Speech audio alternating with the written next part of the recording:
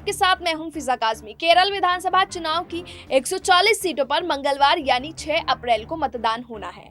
Left के अगुवाई वाले एलडीएफ और कांग्रेस के नेतृत्व वाले यूडीएफ के बीच कांटे का मुकाबला है। केरल की चुनावी जंग में कांग्रेस के पूर्व अध्यक्ष राहुल गांधी की साख दांव पर लगी है और इस बार चुनाव का रुख राज्य के मछुआरे तय करने वाले हैं। कांग्रेस के पूर्व अध्यक्ष राहुल गांधी कोल्लम जिले में पिछले दिनों समुद्र में गोता लगाते और मछली पकड़ने वाले नेट के लिए नजर आए थे।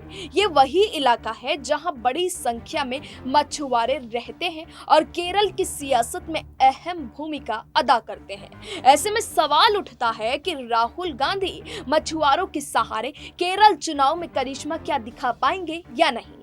केरल के समुद्री तटीय इलाके में बड़ी संख्या में मछुआरे रहते हैं। एक अनुमान के मुताबिक करीब 10% मछुआरा समुदाय यहाँ के वोटर हैं, जो दक्षिण इलाके के कोल्लम, त्रिवंदम और अल्लेप्पी, त्रिशूर, पोनानी और एर्नाकुलम जिले में निर्णायक भूमिका अदा करते हैं। इन इलाकों में लैटिन कैथोलिक मछुआरे बड़ी संख्या में रहते हैं। केरल की लगभग 4 दर्जन विधानसभा सीटों की किस्मत का फैसला मछुआरे करते हैं। केरल का समुदाय तटीय इलाके का समय कांग्रेस की अगुवाई वाला यूडीएफ का गढ़ हुआ करता था। मछुआरा समुदाय के लोग कांग्रेस के परंपरागत वोटर माने जाते थे, लेकिन पिछले कुछ चुनाव में वाम मोर्चा ने उनके पीछे अपनी मजबूत पकड़ बनाई थी। केरल के तटीय क्षेत्रों में 47 विधानसभा सीटें हैं, जहां पर हार जीत का फैसला मछुआरा समुदाय करता है। इनमें से अधिकांश सीटें इस वक्त एलडीएफ के पास हैं। हालांकि इस बार पिनराई विजयन सरकार के एक फैसले से मछुआरे वाम मोर्चा से नाराज माने जा रहे हैं। एलडीएफ सरकार ने अमेरिकी फिशिंग कंपनी ईएमसीसी इंटरनेशनल के साथ 2950 करोड़ की डील की थी, जिसमें यह कंपनी समुद्र के अंदर मछली पकड़ने के लिए बड़े-बड़े जाल विकसित करेगी। राज्य सरकार की इस डील को लेकर मछुआरा समुदाय लेफ्ट से नाराज है। मछुआरों का मानना है कि वो पहले से ही मुश्किल के दौर से गुजर रहे हैं। ऐसे में गहरे समुद्र में मछली पकड़ने की योजना से उनकी आजीविका खत्म हो जाएगी। कांग्रेस के पूर्व द्वारा मछुआरों की समस्याओं का चुनाव प्रचार का मुद्दा बनाने से एलडीएफ बैकफुट पर आ गई है। दरअसल केरल में करीब 10 लाख मछुआरे हैं, जिनका जीवन यापन मछली पालन पर निर्भर करता है। राज्य में ज्यादातर महिलाएं हैं जो मछली का काम करती हैं। मछुआरा समुदाय के पुरुष समुद्र में मछली पकड़ते हैं और महिलाएं उसे बेचने का काम करती हैं। कोरोना संक्रमण के चलते मछुआरों का कारोबार भी ठप पड़ा है। डीजल की बढ़ी कीमतों के चलते भी अधिकतर मछुआरे समुद्र में मछली पकड़ने जा ही नहीं रहे हैं। इन लोगों ने विजयन सरकार से स्पेशल पैकेज की मांग भी की थी, लेकिन सरकार की तरफ से कोई जवाब नहीं आया। ऐसे में मछुआरा समुदाय में लेफ्ट से नाराज माने जा रहे हैं।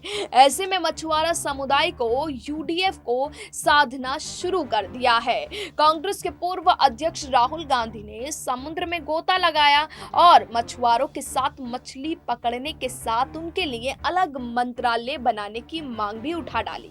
उसके साथ ही उन्होंने केरल चुनाव में यूडीएफ ने मछुआरों के लिए अलग घोषणा पत्र जारी किया, क्योंकि राहुल गांधी जानते हैं कि विधानसभा चुनाव में इस बार मछुआरे अहम भूमिका निभाएंगे। माना जा रहा है कि राहुल गांधी के केरल में मछुआरों के साथ मछली पकड़ने का इन प्रदेशों की सीटों पर भी असर पड़ेगा। कांग्रेस किसी भी कीमत पर इस समुदाय को अपने हाथ से नहीं जाने देना चाहती है। राहुल गांधी ने कोल्लम में मछुआरों को संबोधित करते हुए कहा था कि इस तरह किसान जमीन पर खेती करता है, उसी तरह आप भी समुद्र में खेती करते हैं। किसानों के पास तो दिल्ली में एक मंत्रालय है, लेकिन आपके पास नहीं है। राहुल गांधी ने वादा किया कि अगर केरल में हमारी सरकार बनती है तो हम मछुआरों के लिए अलग से एक मंत्रालय रखेंगे, ताकि आपके मुद्दों का बचाव और संरक्षण हो सके।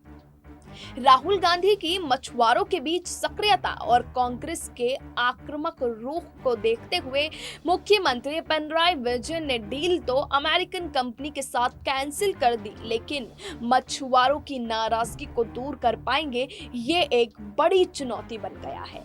इसके पीछे सबसे बड़ी वजह ये है कि राहुल गांधी ने जिस तरह के केरल में मछुआरों के साथ लोकोलुभावन वादे किए हैं, उसके पीछे साफ तौर पर राजनीतिक मकसद छिपा हुआ है। हालांकि ये देखना होगा कि केरल विधानसभा चुनाव में राहुल मछुआरों के सहारे क्या राजनीतिक करिश्मा दिखा पाते हैं या नहीं। वहीं साथ ही केरल विधानसभा चुनाव में लेफ्ट पार्टियों की अगुवाई वाले लेफ्ट डेमोक्रेटिक फ्रंट यानी एलडीएफ और कांग्रेस के नेतृत्व वाले यूडीएफ के बीच कांटे का मुकाबला होता नजर आ रहा है। यहाँ हर 5 साल के बाद सत्ता परिवर्तन की परंपरा 1980 से चली आ रही है। ऐसे में सत्ताधारी एलडीएफ इस बार अपनी जीत के साथ केरल की सियासत में 4 दशक पुराने रिकॉर्ड को तोड़ने के लिए बेताब है। वहीं सत्ता परिवर्तन की परंपरा को दोहराने के लिए कांग्रेस पूरी ताकत झोंक रही है और राहुल गांधी से लेकर प्रियंका गांधी तक चुनावी रण में उतर चुके हैं। ऐसे में देखना होगा कि इस बार केरल अपना इतिहास दोहराता है या फिर सियासत की नई इबारत वहां लिखी जाती है। केरल विधानसभा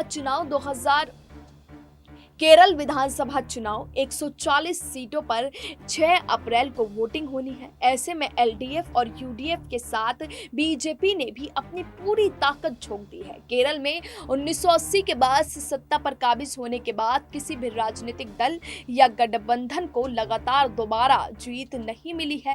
एक तरह से यहाँ पर 5 साल बाद सत्ता परिवर्तन हुआ है। सीपीआईएम के नेतृत्व वाली एलडीएफ और कांग्रेस नेतृत्व वाली यूडीएफ ने अलग अलग कार्यकालों में राज्य में 3 दशक तक शासन किया है। केरल में असल लड़ाई सीपीआई की अगुवाई वाले एलडीएफ और कांग्रेस नेतृत्व वाले यूडीएफ के बीच है। दोनों ही गठबंधनों के बीच 5-5 साल के बाद सत्ता परिवर्तन होता रहता है। इसलिए कांग्रेस ये मानकर चल रही है कि इस बार उसकी सत्ता में वापसी हो सकती है। कांग्रेस की ओर से वरिष्ठ नेता पूर्व मुख्यमंत्री ओमान चांडी अकेले पार्टी के विश्वसनीय चेहरे के तौर पर मोर्चा संभाल रहे थे, लेकिन कहीं ना कहीं कांग्रेस के चुनाव अभियान में उत्साह की कमी साफ दिखाई रही थी। इसी दौरान चुनाव पूर्व सर्वेक्षणों में एलडीएफ के सत्ता में लौटने के अनुमानों ने कांग्रेस में अंदरूनी मायूसी का माहौल बढ़ा दिया था। कांग्रेस की हालात को देखते हुए राहुल गांधी समेत पूरे कांग्रेस पार्टी ने अपनी पूरी सियासी ताकत केरल में लगा रखी है। ऐसे में राहुल गांधी ने बीते कुछ दिनों में अपनी चुनावी रैलियों, नुक्कड़ सभाओं, रोड शो और युवा छात्रों से सीधा संवाद कर अचानक पार्टी के चुनाव अभियान में करंट लगा दिया। राहुल के चुनावी अभियान से अब इस डावाडोल नैया को पतवार तो मिल गई है, लेकिन ये कांग्रेस सत्ता के किनारे तक पहुंचाएगी, इस निष्कर्ष पर पहुंचना जल्दबाजी होगा। वहीं लेफ्ट फ्रंट के सामने केरल की सियासत में 4 दशक की परंपरा को तोड़ने की चुनौती है। वो एक बार फिर से सत्ता में वापसी की उम्मीद जता रही है। चुनाव पूर्व सर्वे में भी एलडीएफ की सत्ता में वापसी को दिखाया है, जिससे लेफ्ट पार्टियों के हौसले बुलंद है। राहुल की सक्रियता को देखते हुए अब लेफ्ट ने उन पर निशाना साधना शुरू कर दिया है। मुख्यमंत्री पिनराई विजयन अपने 5 साल के विकास कार्यों पर वोट मांग रहे हैं। लेफ्ट का कहना है कि एलडीएफ सरकार ने केरल में काम किया है, जिसके आधार पर वोट मिलेगा। 2016 में एलडीएफ को 91 सीटें मिली थी, लेकिन इस बार विजयन सरकार क्या बहुमत हासिल कर पाएगी, ये तो पता आने वाले चुनाव के बाद ही चलेगा। साथ ही एलडीएफ गठबंधन ने एक तरफ आक्रामक प्रचार अभियान तेज कर रखा है, तो कांग्रेस में गुटबाजी का फायदा उठाने की रणनीति भी है। कांग्रेस में मुख्यमंत्री पद के कई दावेदार हैं, जिसके चलते पार्टी ने किसी को भी सीएम का चेहरा घोषित नहीं किया है। इस सब के बावजूद चुनाव प्रचार के बीच पार्टी के कई वरिष्ठ नेताओं के इस्तीफे से कांग्रेस को झटका लगा है। इसमें वरिष्ठ नेता पीसी चाकू, प्रदेश महिला कांग्रेस अध्यक्ष ललिता सुभाष और प्रदेश उपाध्यक्ष केसी रोजा कुट्टी समेत कई नेता शामिल हैं। ऐसे में वाम मोर्चा कांग्रेस के गुटबाजी को अपना चुनावी हथियार बना रही है। फिलहाल अभी के लिए इतना ही, लेकिन देश और दुनिया की तमाम बाकी खबरों के लिए आप जुड़े रहिए SPN9 न्यूज के साथ।